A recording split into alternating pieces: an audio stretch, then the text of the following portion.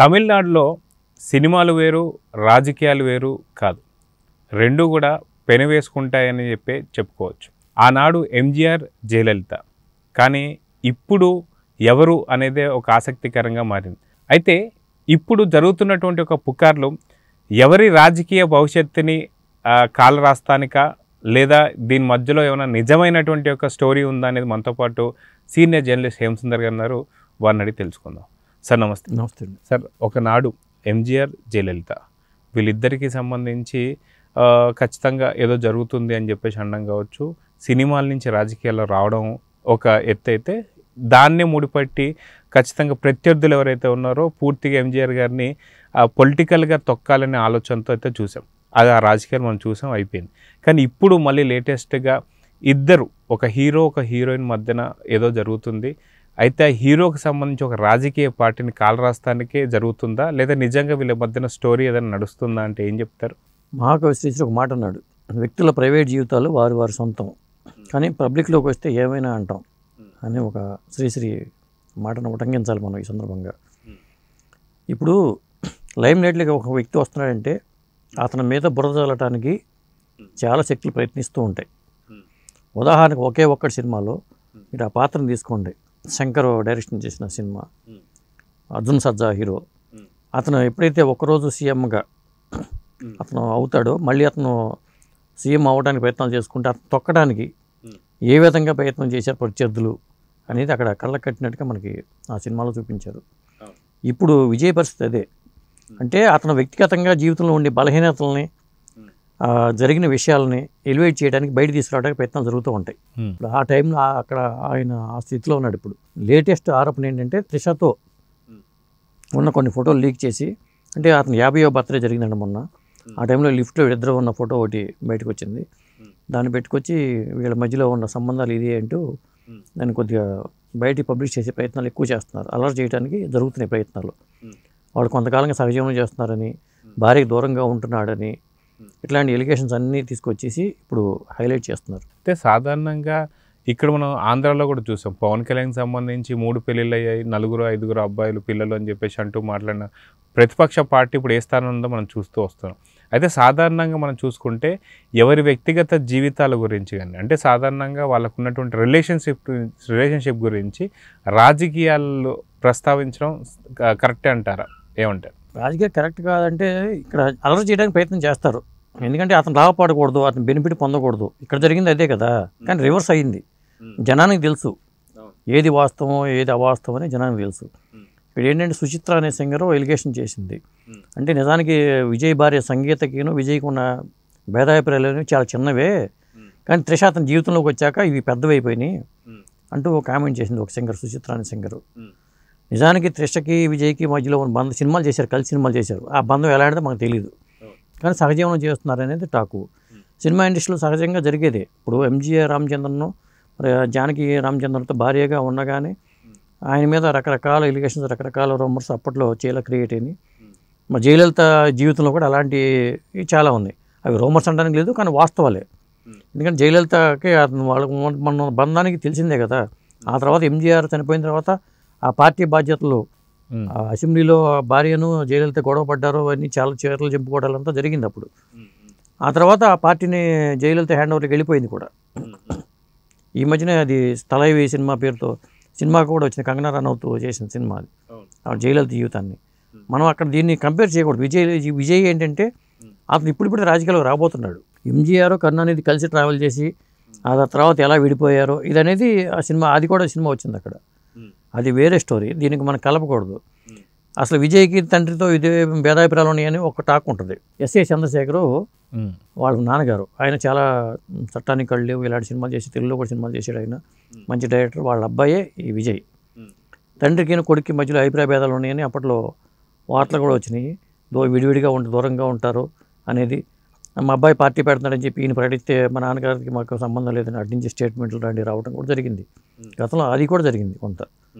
కానీ చివరికి ఈయన విజయ్కి కోరిక ఉంది, సినిమాల్లో నుంచి రాజకీయాలకు వెళ్ళాలి, ఇదే నా ఆఖరి సినిమా అంటూ ఆయన ఇప్పుడు గోట్ అనే ఒక సినిమా చేస్తున్నాడు. ఆ సినిమాతో ఆపేస్తాడా ఇంకా వేరే చేస్తాడో తెలియదు, కానీ ఎన్నికలు దగ్గర పడుతున్నాయి. 1 yearలో ఇంకా అక్కడ ఎన్నికలు జరగబోతున్నాయి.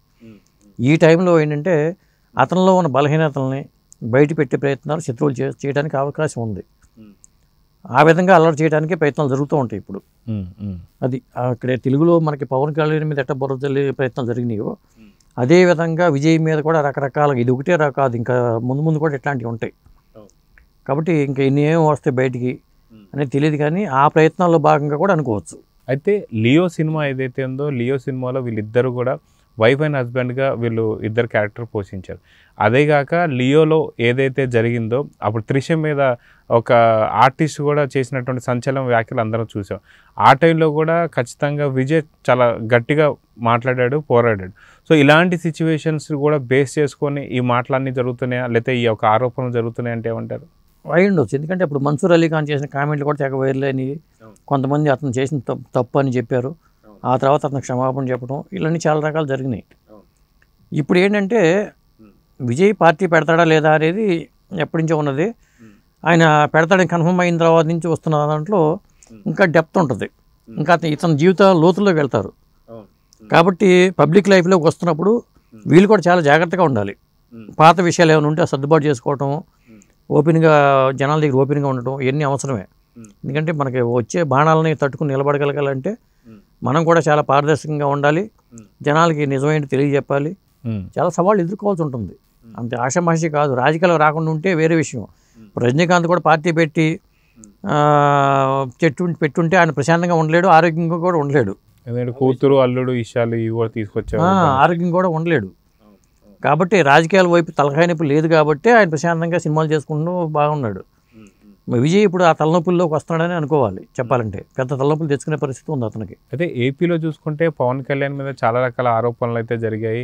ఏదైతే రేణు దేశాయి కానీ పిల్లలు కానీ సంబంధం లేకుండా పిల్లల్ని వదిలిపెట్టి మరీ ఉంటున్న వాడికి మీరు ఎట్లా ఓట్లేస్తారు అని చెప్పేసి వైసీపీకి సంబంధించిన వాళ్ళు చాలామంది అయితే అన్నారు. అయితే ఇప్పుడు ఎవరైతే వైఫ్ ఉన్నారో అన్నా లెజినోవా వీళ్ళతో మాత్రమే ఉంటున్నాడు, రేణు దేశాయ్ పిల్లల్ని కూడా పూర్తిగా వదిలేశాడని చెప్పి అనే మాటలకి ఆయన చెప్పుతో కొట్టినట్టుగా పిల్లలకి సంబంధించి గ్రాడ్యుయేషన్ డే కావచ్చు, మిగతా పేరెంట్స్ మీట్ కావచ్చు, అట్లా ప్రతిసారి వెళ్ళాడు. అదిగాక మొన్న ఎప్పుడైతే కూటమి విజయం వచ్చిన తర్వాత అన్నా లెజినోవాతో పాటు అఖీరానందాన్ని తీసుకెళ్ళి బాబు గారిని కలవడం కావచ్చు, అటు మోడీ గారిని కలవడం కావచ్చు. అయితే ఎవరైతే విమర్శలు చేసిన అందరికీ కూడా ఒక ఖచ్చితంగా చెంపబెట్టులాగా చేశాడు. సో ఇలాగనే ఒకళ్ళు నిజంగా ఏదైతే త్రిషాకి కావచ్చు లేదా విజయ్కి సంబంధించినటువంటి వైఫ్కి ఏదైనా ఇష్యూస్ ఉన్నాయని చెప్పేసి అన్నప్పుడు ఇలాంటి టైంలో ఏదన్నా ఒక ప్రచారానికి కానీ ఏదైనా వెళ్ళేటప్పుడు ఇద్దరితో పాటు కలిసి వెళ్తే ఈ యొక్క సద్దుమణుగుతుంది అనుకోవచ్చు ఈ సమస్య. అంటే అతని కుటుంబ విషయం ఎవరికి మనకు తెలియదండి. తమిళనాడు జరుగుతున్న విషయాలు తెలియదు, ఈ బయటకు వచ్చే పత్రికలు వచ్చే విషయాలే కానీ. ఏదేమైనా ప్రజలకు అన్నీ తెలుసండి. ఇక్కడ ఏపీలో ఎలాంటి తీర్పు ఇచ్చారో మనం చూసాం. అన్ని నోళ్ళు మూతలు పడిపోయినాయి కదా. మనం ఎన్ని చేసినా ఉపయోగం లేదని వీళ్ళకి అర్థమైపోయింది.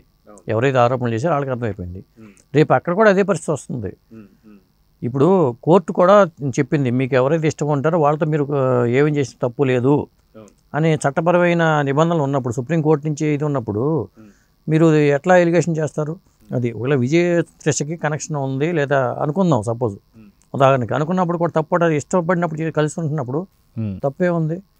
మన ఈ మధ్యనే ఇక్కడ కామన్గా ఒక వ్యక్తికి ఇద్దరు భార్యలు కలిసి 3 పెళ్లి చేశారనే వార్త కూడా వచ్చింది శ్రీకాకుళంలో. అలాంటప్పుడు ఈ ఆరోపణలు ఏంటంటే అల్లరి చేయడం కోసం వాడేవి తప్పితే వేరే ఏమీ కాదు. విజయ్ని రాజకీయంగా భ్రష్టు పట్టించడానికి కొన్ని దుష్టశక్తులు ప్రయత్నాలు చేస్తూ ఉంటాయి. అందులో భాగంగానే ఇలాంటి ఎలిగేషన్స్. అయితే విజయ్ తలపతి ఎవరైతే ఉన్నారో ఆయన సూపర్ స్టార్గా ఇప్పుడు ఎదగబోతున్నారు. తమిళనాడులో సూపర్ స్టార్గా కూడా ఆయనకు పేరు వచ్చేసింది. అయితే ఆయనకు సంబంధించినటువంటి యొక్క సినిమాలు చూసుకుంటే పవర్ స్టార్ పవన్ కళ్యాణ్ సినిమాలు ఏదైతే సూపర్ డూపర్ హిట్ అయ్యాయో వాటిని రీమేక్ చేసుకొని ఆయన సినిమాలు కూడా చాలా బాగా హిట్ అయ్యాయి. ఆయన కూడా ఒక పెద్ద ఫ్యాన్ పవన్ కళ్యాణ్కి అని చెప్పుకుంటారు.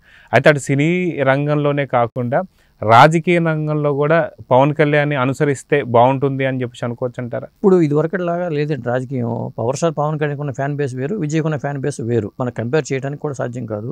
ఇప్పుడు సినిమా స్టార్స్ ఒక్కొక్క పార్టీ పెట్టినప్పుడు క్లిక్ అవ్వడం సందర్భాలు చాలా ఉన్నాయి. మరి తమిళనాడులో విజయకాంత్ పెట్టాడు, కానీ విజయకాంత్ కొన్న క్రేజ్ వేరు, విజయ్ కొన్న క్రేజ్ వేరు. కాబట్టి విజయ్ క్లిక్ అవుతున్న పరిస్థితి, అక్కడ ఉన్న పరిస్థితులు, ఆ వ్యాక్యూమ్ ఉండాలి. ఆ వ్యాక్యూమ్ ఉంటే ఆటోమేటిక్ క్లిక్ అవుతాడు. లేదా ఈ ఒక్క ఎన్నికలతోనే ఇప్పుడు పవర్ స్టార్ పవన్ కళ్యాణ్కి మనం 2015 నుంచి చూస్తున్నాం. మనం అప్పుడు 2014 ఎన్నికల్లో అప్పటి నుంచి ఆయన మొదలు పెట్టుకుంటే కానీ ఇప్పటికి ఆయన ఇది అవ్వాల. ఇంతకాలం ఓర్పు కూడా ఉండాలి. అది ఆ ఓర్పు ఇవన్నీ పవన్ కళ్యాణ్ దగ్గర నుంచి ఈయన నేర్చుకోవాలి. ఎందుకంటే పక్క రాష్ట్రాలు ఏం జరుగుతుంది, జనం ఎలా రిసీవ్ చేస్తున్నారు, అప్పుడు ఎలా రిసీవ్ చేసుకున్నారు, అప్పుడు రిసీవ్ చేసుకోలేదు కాబట్టి మనం ఏం చేయాలి రిసీవ్ చేసుకోవడం. కానీ ఈ లెక్కలని విజయ్ వేసుకుంటే తప్ప ముందుకు వెళ్ళలేడు. సో చూద్దాం సార్, ఖచ్చితంగా రాజకీయ భవిష్యత్తు విజయ్ తలపతి ఎలా ఉండబోతుంది ఏంటి, ఈ రూమర్స్కి ఎలాంటి చెక్ పెడతాడనేది చూద్దాం మరి. నమస్తే.